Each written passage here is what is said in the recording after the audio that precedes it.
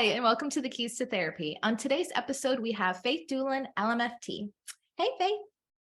Hey, Samantha. So do you want to tell us a little bit about who you are and what you do?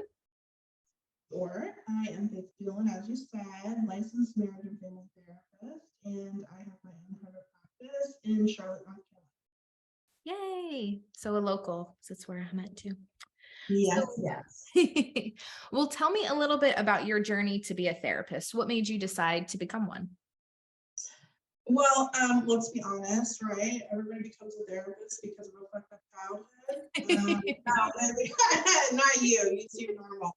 I speak for myself. But trying to figure out my own shit. So I was like, okay, let me get a whole degree in it, and then I'll figure something out. Maybe. I don't know. I'm still working on it. Yeah, it's like, let me learn some of this. And I mean, sometimes it's like the insider view, like you're peeking behind the curtain versus just going to therapy.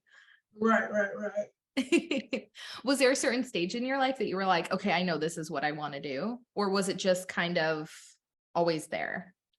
I definitely think it was, I started out in college, right? What was your original major? Because we all changed our minds.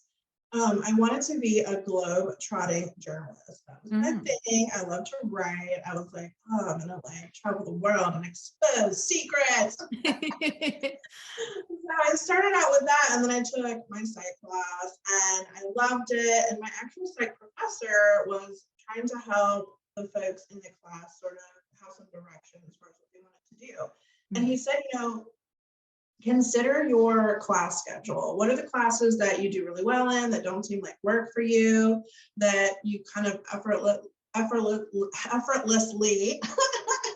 effort to say the word, have the material retained and don't have to study as much for the test, like because you're naturally interested in it.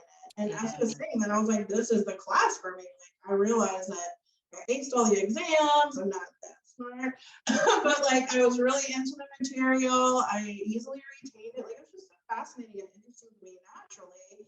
And so I was like, is this something I could be good at? Yeah. And it is such a difference, right? Like when it's something that you like versus something you have to take, like it's night and day. Absolutely.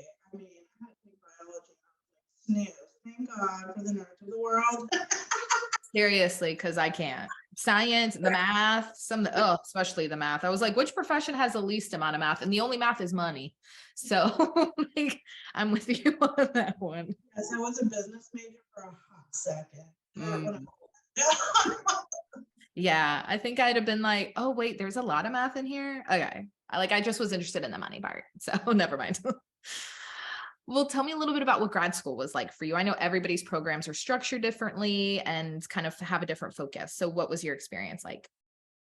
Yeah, grad school was tough for me. Not that it's not challenging for lots of folks, but I went to a program that was tolerant of someone being sort of an adult student. So I worked full time at my corporate job the entire time I went to grad school.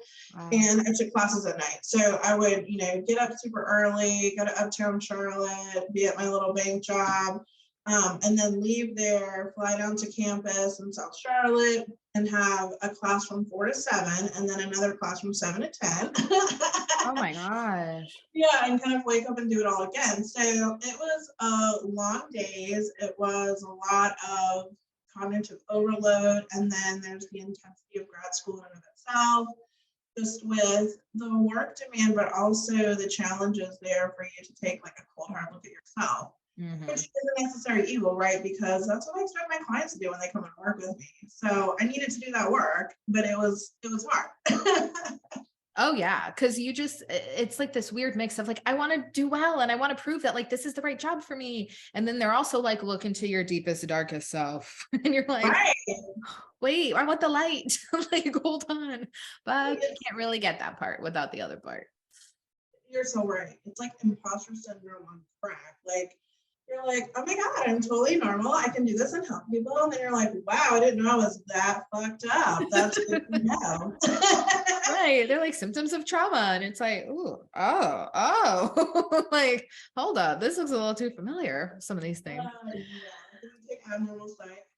oh my God. That's my aunt. That's my cousin. For me, it was like a family album where I'm like, hold on, like that's this one. Oh, that's what that was this whole time. So yeah, it's definitely a lot of like reflection, which is interesting. But you had that I can't even imagine the length of the days, because those classes in themselves, like the 3 whatever hour classes, like those are intense as it is, let alone you worked all day and then did that all day and then papers or projects or whatever else. Oh my gosh. I still have like flashbacks when I hear the term group project. Like I just can't. Speaking of But trauma, those are the worst. But well, yeah, how long? it was Okay. cool to like take a deep dive into something I was really into, right? Because in undergraduate you have these mandatory classes that aren't your real interest per se, but they're good to take. And so having the deep dive into what you're actually interested in was super fun. So Yeah. So what were some of the best parts of your program? um I feel like it was the people that I went to school with. It was really cool to go through that process with them. The tough experience creates this camaraderie. Trauma bonds. Like going through boot camp. Yeah.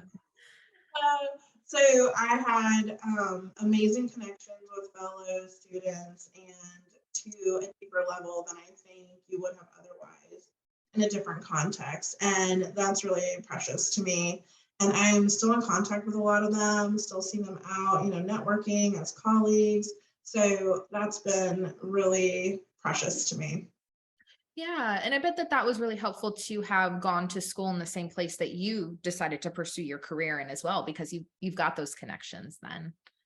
Right. I think traditionally people end up moving out of town, getting in. It's a little easier to get into a program somewhere else, and so you have to make this major life shift.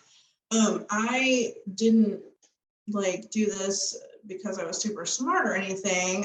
I just felt very limited. I had a career here outside of the industry I was pursuing, and I was married, I had a home, a mortgage, and so it was like it was not going to be an option for me to just move to Kansas for a couple years and do my master's.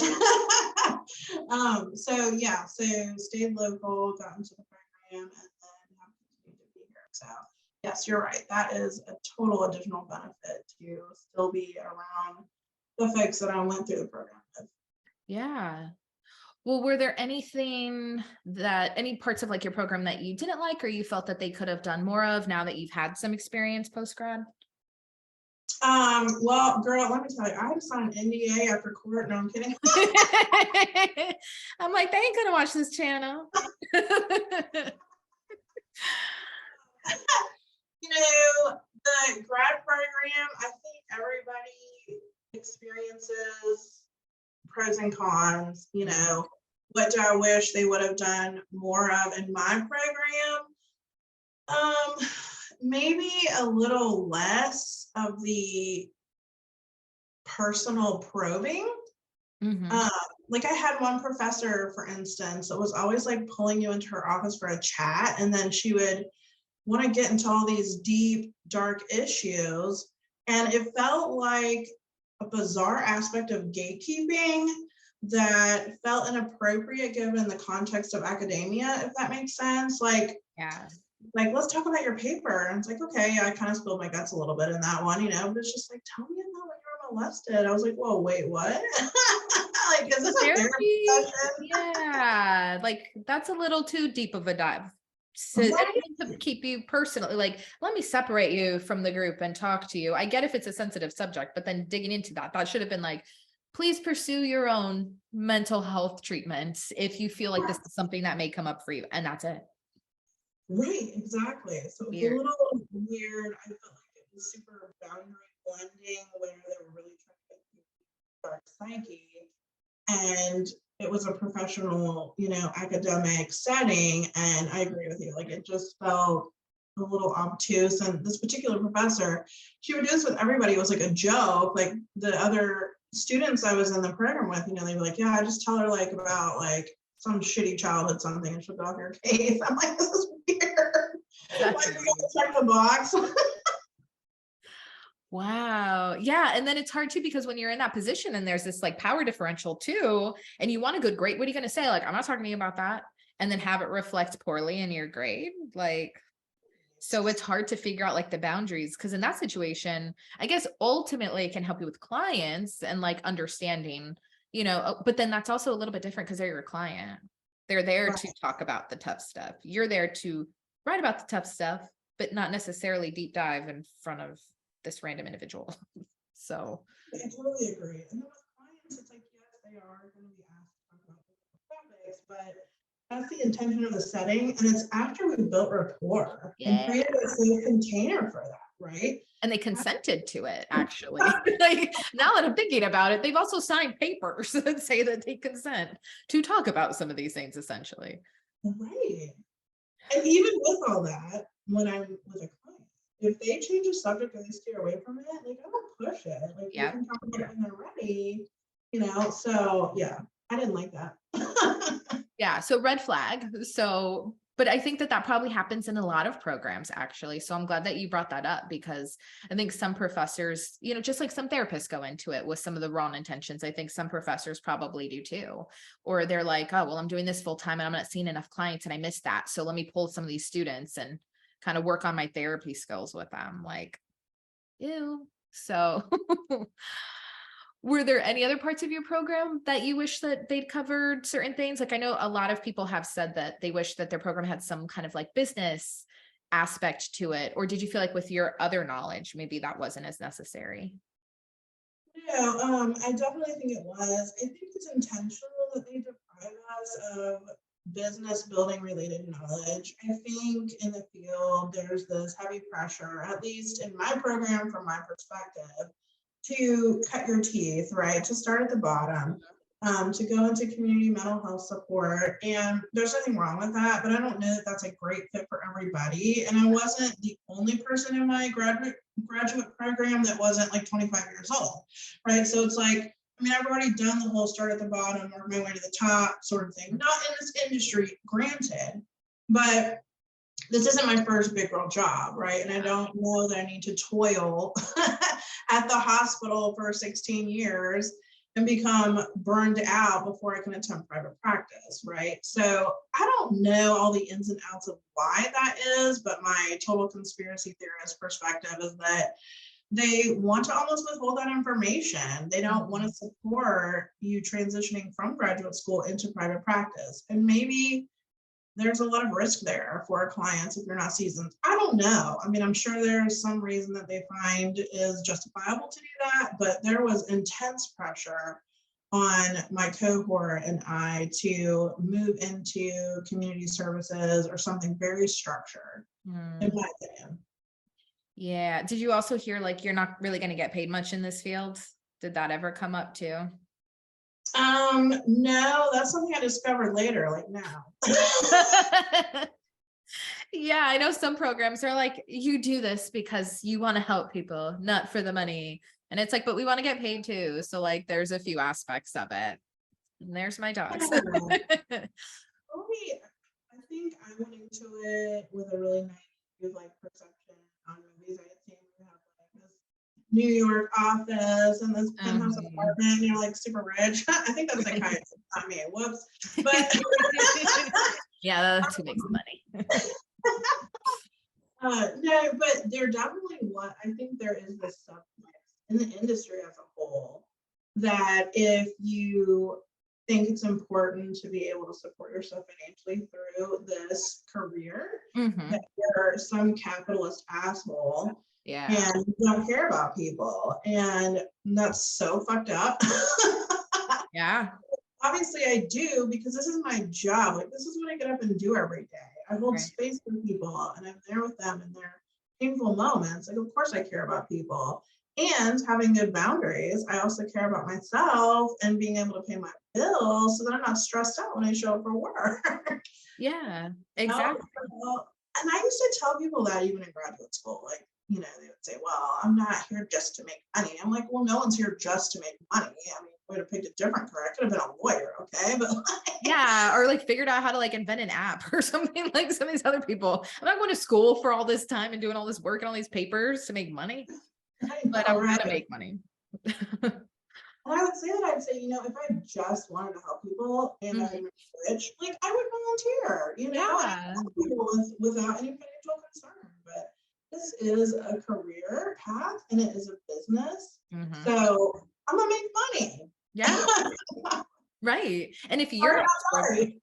yeah, but like you were saying earlier with boundaries, like if you're not struggling that much financially, like if you feel like, oh, I feel like I'm in a stable place, then you're going to be a better therapist to your clients because you're not taking on 8 a day or, whatever, 10 a day, like some other people do, because there's that mindset that like, well, I've got to make money. And, they slide their scale for everybody, or they do certain things out of like money for money reasons instead of maybe what's like the most ethical or safe for them even. So, and that's an interesting point you made earlier about feeling like they kind of gatekeep some private practice information because a lot of professors have a private practice on the side. So it's interesting to me that not more like, teach any aspects of that. But it does feel like that is the general consensus is like, well, you got to go get some experience with while you have the least amount of experience, you're working with the people with the highest rates of mental health issues, financial issues, health issues, everything from the get-go. So I think a lot of people can get burned out early in their career going that path.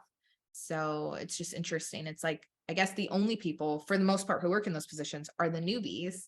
So maybe they just kind of gotta tell all of us to do it or else who's gonna. So there may be a point to this conspiracy theory that you're talking about. I think there's some evidence behind it, but yeah. So then right after graduation, did you go straight into private practice or did you work in another aspect of this field? Yeah, I felt like private practice was always my goal, which a Mhm. lot of people say I get it. But I have no shame in realizing and understanding that I'm the best fit for clients with less of acute needs, right? Sort of, and there was this attitude towards that in my graduate program as well. It was like, oh, you want to work with the worried well, they would say like higher functioning clients, like they don't need help. And I'm like, listen, like, first of all, let's not judge. Mhm. But I do work with higher functioning clientele in the private practice setting, and that's a great fit for me. I'm not available 24/7 for Yeah. habitual crisis calls, and that's a good work-life balance for me.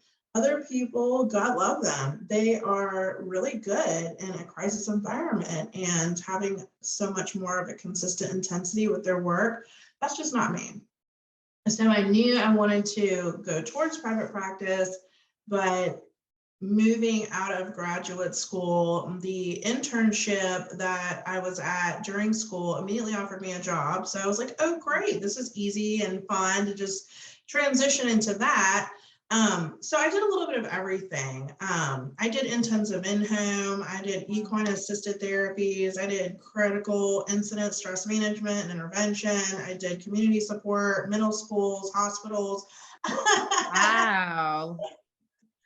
And I also worked part-time at some private practices. So I got to experience a lot of that through internships and post-graduation. For my program and credentials, I'm not sure exactly how it is for everybody else, but for us, we have to do a couple years post-graduation of supervised work. And Mm. so you're still at the beginning stages and taking whatever job you can kind of get, like you were saying. So the ones that maybe other advanced professionals don't want. Yeah. Um, so that's what I did after graduation. Everything. All the things. Yeah, but I feel like sometimes it's helpful in the way, like I call it like the Goldilocks method, where you're not going to know what's just right until you're like, this is too hot and this is too cold. Like sometimes you need to almost have like a sampler of different parts of the field. I mean, because most people, I think, right out the gate typically don't know exactly the population they want to work with. They may know like certain aspects of it, but maybe not narrowed down enough to fully commit to it or start a business for it. So I think it's smart that through your work, you work almost like gathering data of like, okay, I work best with these clients. Okay, these clients, maybe not so much longer term. It's smart. Well, I'm not sure I did it intentionally. the stream going around the rocks. But you know, I felt like I knew private practice was my goal, and then through those experiences, it reaffirmed my decision. And I enjoyed the knowledge and experience that I took from the myriad of experiences that I had. But it just reaffirmed to me, you know, I mean, I would go to a domestic violence women's shelter and spend 6 hours there. And I'm like, I couldn't do this full time. Like all the, like, I can't, you know, and it's not a statement of inadequacy. It's a statement of responsibility, I feel, when you are aware of your scope and your boundaries, and you're like, this would jack me up and I wouldn't be available for these women the way that someone needs to be. So reaffirming this is not for me. Yeah, because I feel like in some of those environments, you need to have the passion for that population, because that's what's going to sustain you too over time. But if that's not like, there's not that passion behind it. And I mean, with those kind of high stress, high intensity, a lot of stuff's at stake type of jobs, sometimes the passion's like the part that keeps you going the most. So if that's just like, those aren't your people, then that's okay, because it is somebody else's. And I think that that's something that is not taught in school, where it's like, it's okay if you don't love every single client, every single diagnosis, like it's fine. So I think that that's a good point, that you, like what you're describing is like, reflect on yourself and what you are capable of handling, like not just what you can do, but maybe like also like what capacity do you have to take on some of these things, because maybe you could do it for 6 hours a day for a long time, but at what cost? So Right, and I love the population.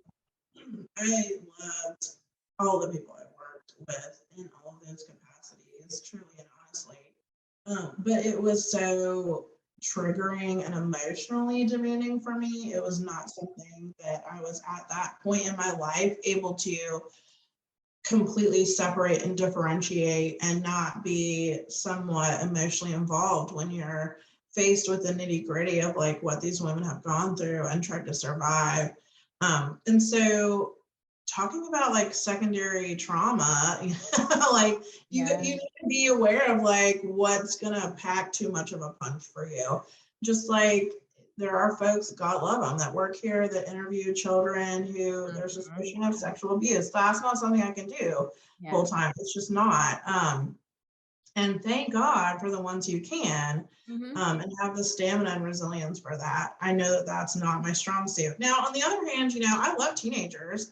Yeah. And some people don't. They can't stand that, you know. And I work with couples, and I mean a lot of professionals who are like, God bless you, and that's me. And that's who I'll send the couples to, because I can't over here. Like, but you know, and that's a great point though, is being able to say like, what's your strong suit? Because I think sometimes in grad school or certain programs, or even like around certain professionals, it can almost feel like you're shamed if you're not willing to just like take everybody and work with everybody. Like it's not a discrimination thing. It's an actual like ethical decision going, at what point am I the best person for them? You mentioned scope earlier, and that's really what it is. Like, is this outside of my scope of practice? Or is this just outside of the scope of what I personally want to take on every day? Like, it's okay for us to think about ourselves. Like, I mean, doctors, like surgeons and doctors, whatever, they all specialize in certain things, right? Like, just because you're a heart doctor doesn't mean you hate the brain. Like, but sometimes it can feel like in our profession that like, oh, if you don't like this, then you're terrible, or you don't want to work with these people. But it's like, no, everyone has their strengths. That's what's cool about it. There's so many different directions you can go, and people do go in multiple directions. So absolutely, you're totally right, Samantha. Well said. Yes. it's a mess, but that's why we got to support each other when we can, and the gatekeeping over here. So I'm glad that you're being so real. So I appreciate your answers so far. So in all those settings you worked, were there certain pros and cons of different ones? I know you've mentioned a few already, as far as like burnout and like being just kind of cautious about what you're taking home, but were there any specific pros or cons that stood out to you? Yeah. You know, I don't mean to jump ahead in the interview. Yeah, go for it. We can skip around. But I know that we were going to talk a little bit about, you know, what's something you might do differently, I wish you had known. And I think for me, I did not have good supervision. Um, and that really sucked. I experienced predatory practices from some of the group practices that I worked for and some of the community programs that I worked for. The one that I worked with during my grad school program and then that offered me a job, right? So I thought, oh, I'm so special. They love me.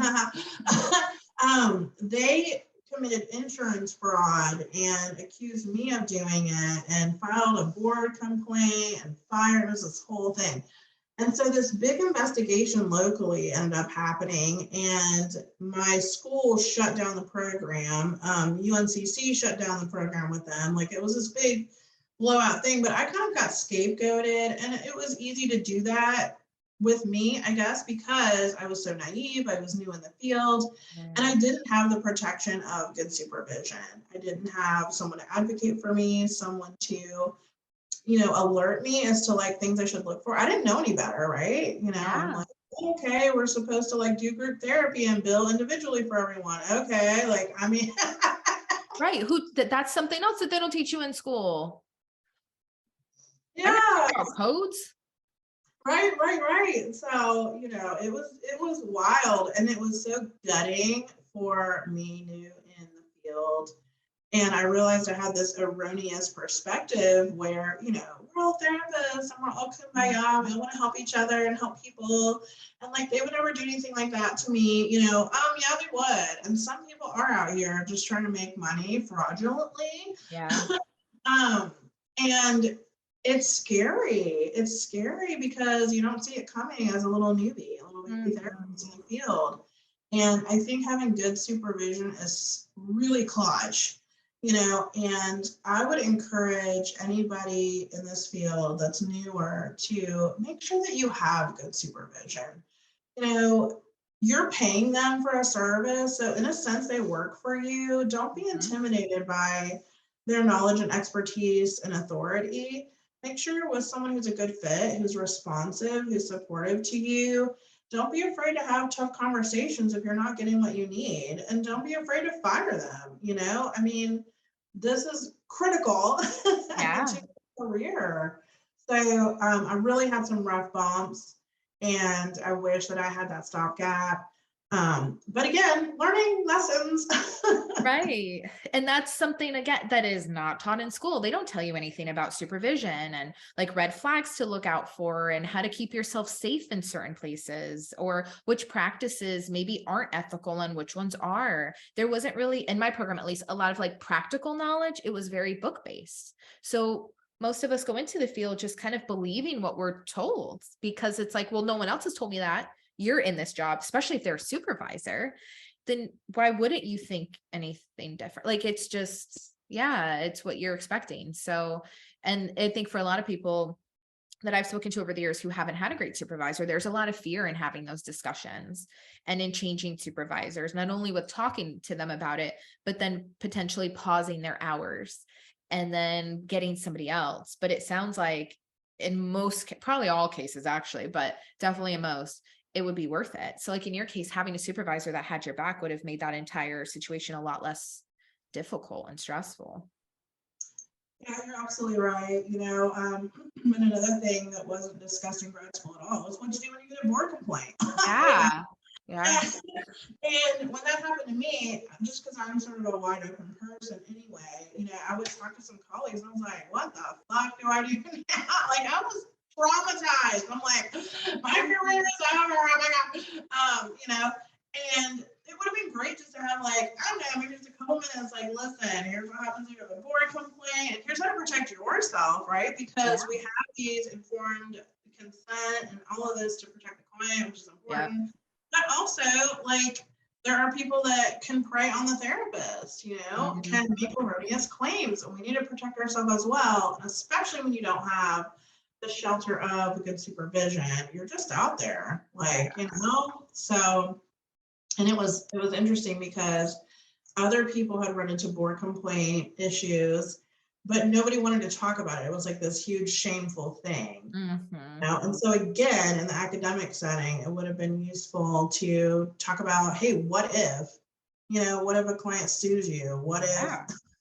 you know? Can you prepare us for some of these worst case scenarios? Because if you're just making them taboo, then we're all like more shamed and frustrated and scared and stuff if we don't know how to handle it, or liability insurance. So Mhm. how nobody told me to get that. And then when I started working, people were like, oh, we have it for the agency. Until I read something online later that was like, yeah, they're going to use it for them. If something happens, you need your own. So I didn't know that till like years in to my Oh, career. totally happened to me too. I was like, but the company said they had a policy that covered all of us. They're like, no, honey. Yeah. Who knew? You're going to believe what you're told. So, and maybe some of them are well intentioned, but not everybody is, like you said. So you got to cover yourself. Scary. Well, tell me a little bit about your practice now. So you did all of these different jobs and then figured out what you wanted to do for sure. You already knew private practice, but maybe more so who you wanted to work with. So tell me a little bit about your practice. Um, so I'm a little solopreneur. I'm just by myself, which is the way I feel safe. Mhm. Well, then you don't got to worry about the shady coworkers and stuff.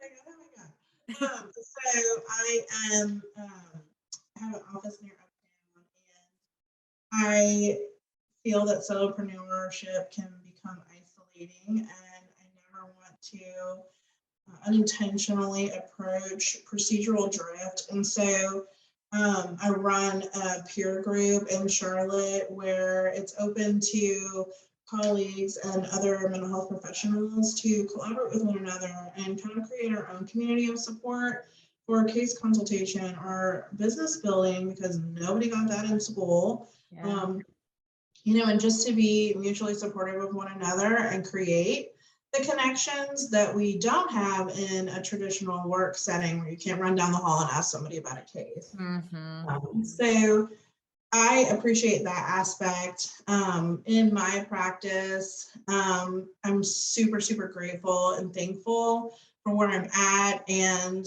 I suppose some of my experiences created the path that led me here. Yeah. Um, Not that I'm grateful for the trauma, but No, thank you. But definitely grateful to be on the other side of it. right, exactly. And so I work with a lot of men. I work with couples. I used to do EAP work for all of the first responders in the city of Charlotte and the county. So I really enjoyed that. Um, I'm trying to think anything interesting that I should say about the practice other than that. No, I mean, just the fact that it's yours is like the best, most interesting part of the entire thing is that, you've had all of this experience and private practice was your goal initially. And then after working in these places, like you achieved your goal. So now you get to see it grow. And then now you're growing in other places. Like, so making the consultation group, I mean, that was huge for me coming here because then I was like, oh, good. It's not just me in my house all the time because I don't even have an office. Like I can get out and I can meet people in the community and the group has grown. So there's obviously a huge need for it, but I like that that's another way that you can give back. It's great.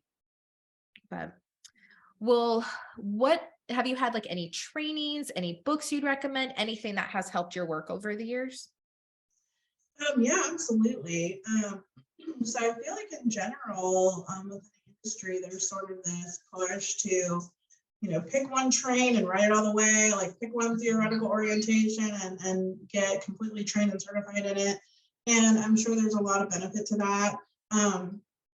I have kind of done it differently. And I've taken like level one of a couple different things, and I enjoy being able to pull from a myriad of theoretical approaches to create a customized treatment plan for the folks that I work with. I've done, level one Gottman. Oh, I've done some IFS. I've done a couple classes on that. I love internal family systems. And relational life therapy with Terry Real has been sort of my favorite post graduation, post supervision, to follow that theoretical approach and his training. So I've done level one with him and some successive trainings in his program. hmm. And the relational life therapy specifically is such a great match for sort of my personality, my approach, and the way I engage with my clients. And so that's been great to have that sort of lighthouse on the horizon to guide my career development. Oh, that's great. And I love how you said like there's a few different trainings. You're like, this sounds just interesting. I'm going to take level one of that and see what it's about. Because I think, and this is like, I don't know, it's kind of bougie. Sometimes our profession can be, but some people are like, I am certified in this thing. And it's like, I don't know. It just can seem like this is their one approach. But like you said, like one approach doesn't fit all. So I think the way that you phrased it too, I feel like would be a great selling point for clients that you make a customized treatment plan for them. And you have a few, not, and that's the other thing is some people have like, I'm certified and this is my thing. And then other people are like, I've done these 80 different things, but you've narrowed it down to a few that you find that are interesting to you and can work with your population. So I'm sure it helps to have some extra tools in the box when you're working with people. Absolutely. Absolutely. Well said. Yay, awesome. Well, I know you already mentioned at least a few things that you wish you knew early in your career regarding like supervision. And obviously, there was a lot of gaps in school regarding like business and things along the lines of like complaints and all that stuff. Is there anything else that you could think of that you wish you knew earlier in your career or possibly like advice for new therapists? You know, in my opinion, this work can be really intense. And so if intensity isn't your thing, that's okay. You know, fortunately for our credentials in this line of work, there's a lot of options. Mhm. You can move into more of an administrative role with our credentials and education. You can move and exist in a very structured environment with, you know, the VA or hospitals or even a corporate setting. And so pursuing this degree doesn't necessarily mean you're going to be strapped to the couch talking to clients every day, all day. And find something that works for you. You know, it's not failing if you discover, I'm not sure that one-on-one services are my thing that I want to spend 90% of my time doing. Yeah. You know, find what works for you. I do workshops, I'm writing a book. I like to just mix it up. I love my one-on-one client care. And I also like having a little bit of variety. You know, I feel like it's a good balance for me. So it's important for me to do the peer group and do other things. Um, and it's totally okay if private practice isn't your goal, if it's not for you, especially being a solopreneur, Mhm. where you're doing a lot of other things that you didn't learn in school, in Yeah. addition to the one-on-one care. You know, you're doing marketing and administration and billing and so many other things other than what you went to school for. So there's no shame in also finding a great group practice to work with and just showing up to do what you did go to school for and going home and letting someone else do it. Yeah, there's tons of options out there. Absolutely. Yeah, and I think sometimes people feel this pressure, especially newer in their career, to be like, "Well, what do you do? But who do you like to work with?" But what, and sometimes you don't know those things in the beginning, and that's okay. So, or sometimes through life it can change. I've known people who've had one path that they were on, and then maybe they had a kid or something, and they're like, "Okay, now I can't work with kids anymore. It's too triggering to me." Or now I want to be on the same schedule as my kids, so I'm going to work at a school, or I'm going to work at a job where I'm out at 2 every day, or, you know, like there's some flexibility that I think we have to be open to. And it sounds like it's served you throughout your career. So hopefully that's something other people are willing to understand too. Like it's okay. You don't have to know all the things. Usually when you graduate, that's like the very beginning of your path of like learning how to be a therapist. It's messy, but it comes out okay at the end. So just keep riding the wave. But well, thank you so much for being a guest on this episode. I feel like you were really real. You spoke about some things that nobody else has talked about yet, and people typically don't talk about or aren't willing to open up about. So I really appreciate that because I we all need different perspectives, and maybe somebody hearing some of what you've gone through and the way that you approached your school, like this, maybe this is their second career and they're a new therapist that's starting a little bit later, or, maybe they're at an agency that feels a little off and they weren't sure about what to do with their supervisor. So I think that you've offered a lot of validation to people, especially with the situations that we didn't learn anything about in school. So, well, for you guys, if you want to follow Faith, below the video will be her website and her social media pages, so you can see what she's up to. But thank you again for being a guest. Thank you so much for having me on your wonderful podcast. Yay! It's amazing. I wish I had you when I was in school. And that's why I started. I wish I'd known a lot of these things ahead of time. It would have saved me a lot of stress and trouble and irritation. But hopefully we'll help the next generation get some good karma. But yes. Well, follow Faith, subscribe to my channel below, and see you next episode.